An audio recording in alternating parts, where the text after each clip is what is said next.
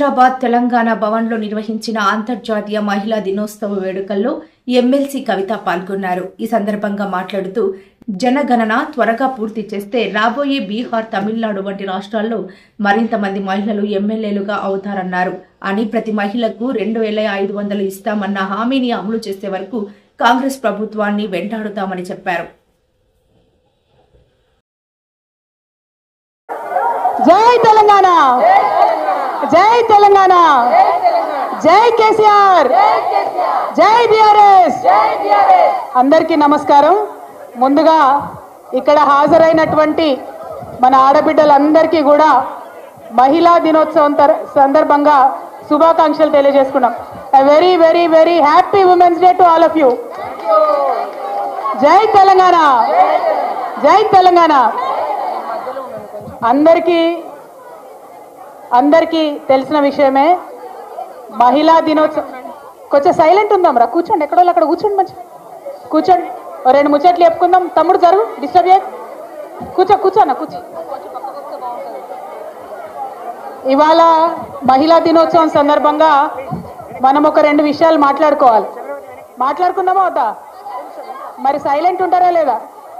ఉమ్మక్క జాగ్రత్త, పక్క తీసుకోరా ఉమ్మక్కని, ఇక్కడ తీసుకో ఉమ్మక్క, ఇక్కడ రండి, కూర్చోండి రా. మిగతా వాళ్ళు స్టేజ్ మీద అట్లా కూర్చోండి, చైర్స్ ఉంటే కూర్చోండి. సుశీలమ్మ సెటిల్ అవ్వండి. ఎక్కడ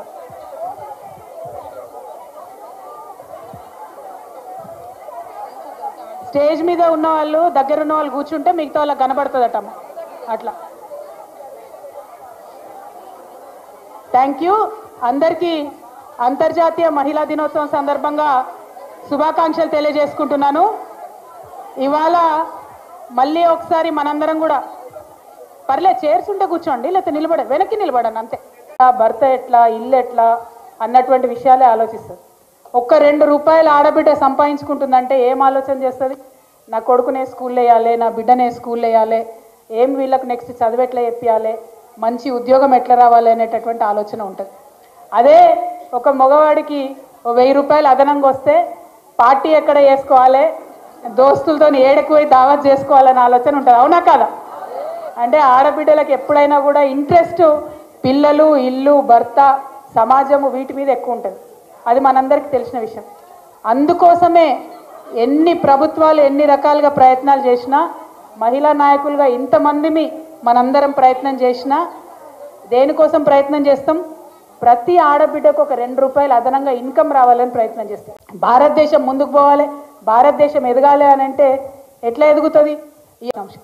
ఇంకొక మాట మా అక్క చెల్లెలకు కూడా నేను చెప్పాలి, టీవీల ద్వారా కూడా ప్రపంచం అంతా చూస్తుంది కాబట్టి చెప్పాలి. ఆడవాళ్ళైనా మగవాళ్ళైనా సక్సెస్కి షార్ట్ కట్ ఉండదు. ఎవరైనా కష్టపడాల్సిందే.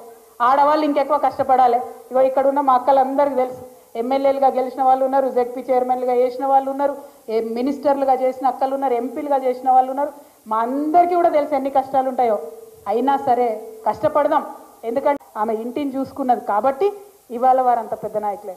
సో మన పాత్ర చేసేంత వరకు మహిళా బిల్లు రాకపోవడం వల్ల ఏం జరిగింది? ఇవాళ ఈ ప్రభుత్వంలో ఆశాలను విలువలేదు, అంగన్వాడీ వర్కర్లు విలువలేదు, ఈ విఓఏలను విలువలేదు, ఈ విఓఏలు ఎవరికి కూడా ఆర్పీలను విలువలేదు, వాళ్ళకి రావాల్సిన డిఏలు ఇవ్వలేదు, వాళ్ళకి రావాల్సిన బెనిఫిట్స్ ఇవ్వలేదు.